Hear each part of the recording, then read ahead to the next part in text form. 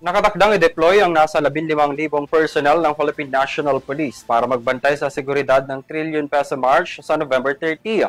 Ang Philippine Coast Guard naman magde-deploy ng mga karagdagang personnel at K9 dogs para umagapay sa peace and order ng aktibidad. Sunod na yan sa aking report. Simula November 28, magiging full alert status na ang National Capital Region Police Office bilang paghahanda sa nakatakdang rally against corruption o ang trillion peso rally na lalahukan ng nasa 300,000 protesters.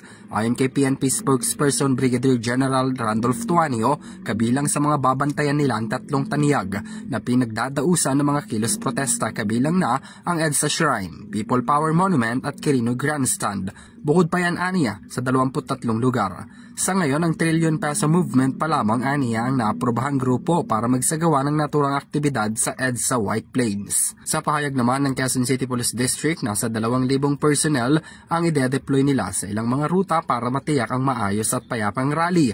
Magbibigay rin ng karagdagang 1,000 personnel mula naman sa QCLGU para magbigay ng suporta sa crowd management, traffic control at medical assistance.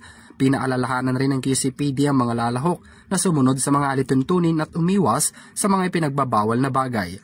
Hinimok rin ito na ipagbigay alam agad sa mga otoridad kung may makitang mga kahina-hinalang individual o aktibidad. Sabi naman ng Manila Police District o MPD na si Spokesperson Police Major Philip Ines, ipatutupad nila ang maximum tolerance at nagpaalala sa mga limitasyon ng pagsasagawa ng rally. Nakikipag-ugnayan na rin ang Philippine Coast Guard sa partner agencies nito para magbigay ng suporta partikular na sa PNP. Ayon kay PCG spokesperson Captain Noemi Cayabyab, may mga medical team, K9 dogs silang ide-deploy para magbigay ng karagdagang seguridad para mapanatili ang mapayapang pagdaraos.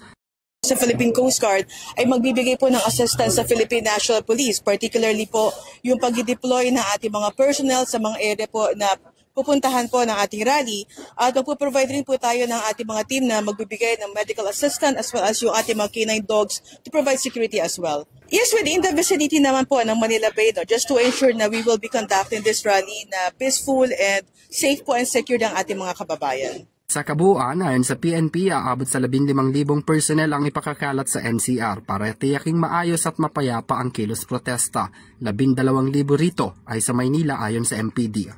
Para sa EuroTV News, ako si Henry V. Nicolas, sumasarudo sa bawat Pilipino.